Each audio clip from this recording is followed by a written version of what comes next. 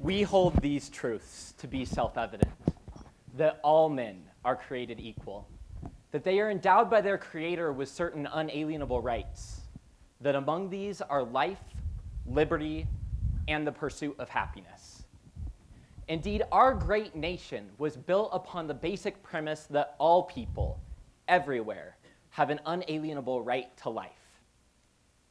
Yet, according to Amnesty International, 840 million people are suffering from chronic malnourishment worldwide.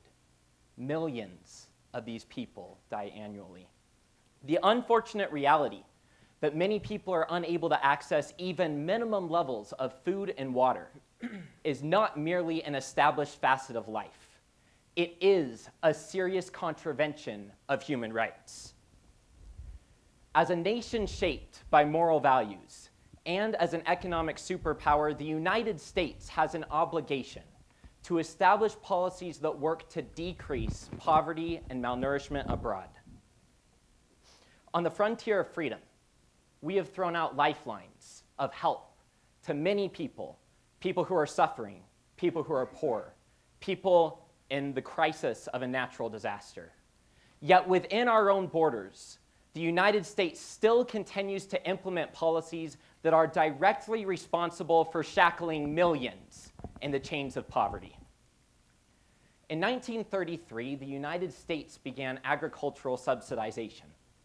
An agricultural subsidy is where the government institutes a minimum price levels that it guarantees to farmers. If market prices were to drop below this minimum price level, then the government would compensate farmers with additional funds. Those funds are called the subsidy. In other words, farmers don't just receive the price that you and I pay when we go to the supermarket and buy their goods, but they also receive additional revenue in the form of the government subsidy. Like I said, these policies were put in place to save farmers from the devastating effects of the Great Depression.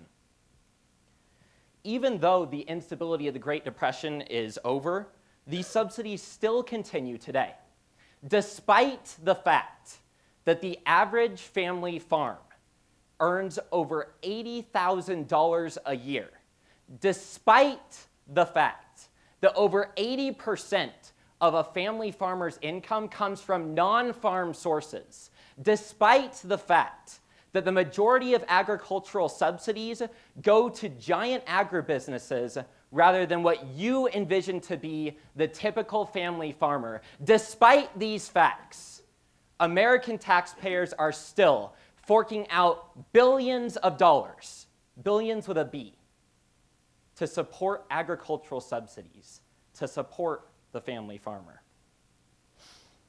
What in the world does the United States farm policy have to do with poverty, with malnourishment? Well, let me tell you.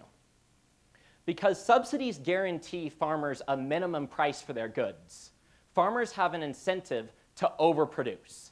That is, farmers know that regardless of how much of a good they produce, they're going to get profits. So there's no constraint on them to limit their production. This overproduction then in turn drives down the world market prices from which farmers in developing countries make their livings. These farmers, African farmers, can't compete with the crop surplus caused by overproduction that is dumped on their markets, nor can they compete with the diminished world food prices. As a result, these agricultural subsidies prevent farmers in developing nations from making an adequate living. The United Nations found that agriculture accounts for approximately 30 to 60% of the gross domestic product of developing nations. This led the UN to conclude that because agriculture is the most important sector for developing nations, it is vitally important in their sustainable economic development and poverty alleviation. Rather than enabling farmers in developing nations to compete in the worldwide market so that they can make a living, United States subsidies do exactly the opposite. These subsidies entrench the poverty problem. Let me give you an example. For thousands of years, Mexico has been a producer of corn. It's been the staple of their economy. Yet when Mexico ratified the North American Free Trade Agreement, which opened up Mexico's border to U.S. trade, thereby exposing them to United States agricultural subsidies, the surplus production of corn was dumped on Mexico's market at between $105 to $145 million, less than the cost of corn production. This resulted in rural suffering for Mexico's 3 million corn farmers, suffering that these farmers are still seeking escape from. The Mexican corn crisis is simply one of many examples of how U.S. domestic agricultural policies are negatively impacting those abroad. The International Food Policy and Research Institute also comes to conclusions similar to these. They estimate that net agricultural trade in developing nations would triple with the elimination of agricultural protectionism. They also estimate that trade-distorting policies displace more than $40 billion of net agricultural exports from developing countries. Finally, the United Nations estimates that complete liberalization of world markets would boost global incomes by $165 billion a year. That's 9 zeros. Not to mention, all of you would save about $20 billion a year in tax payments.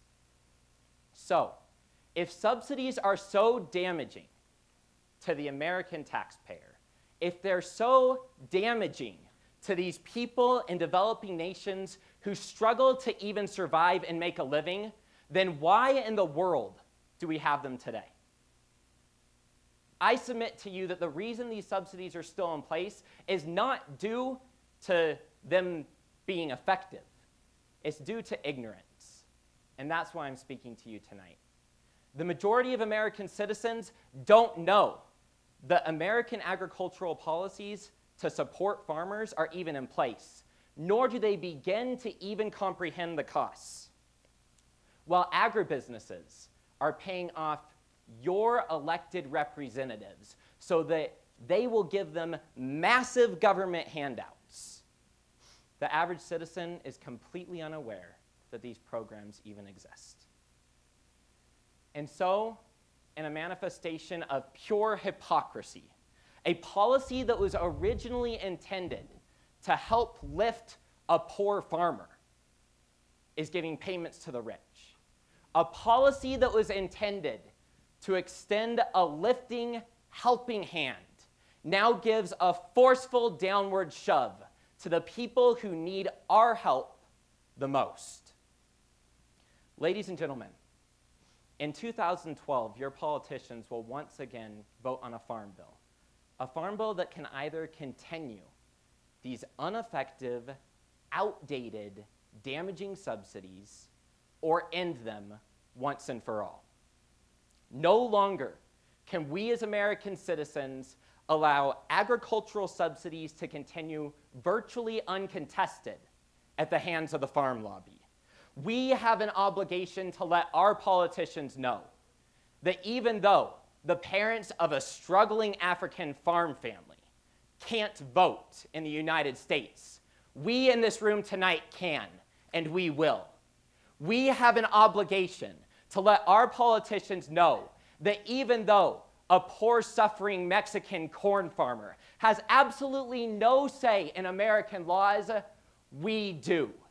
This is our moral obligation and the challenge of American citizens today. In the words of Holocaust survivor Elie Wiesel, neutrality helps the oppressor, never the victim. Silence encourages the tormentor, never the tormented. To remain silent and indifferent is the greatest sin of all. Our moral obligation is to let our voices be heard. Our moral obligation is to stand up for those who can't stand themselves. Our moral obligation is to extend a lifting hand of help when someone needs it the most. The unalienable right to life is being questioned. And we, the people of the United States, will not, should not, and cannot stand for that. Thank you.